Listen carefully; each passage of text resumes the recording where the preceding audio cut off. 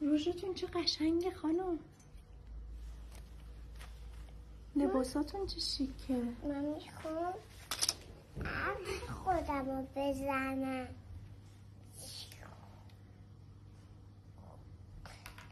این عرض خودم من بیرونم بوده.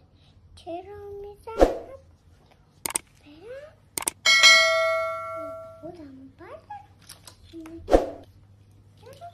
برم خونمون. میخوام برم بازار. میخوای بری بازار؟ تبه باب نم. کجا؟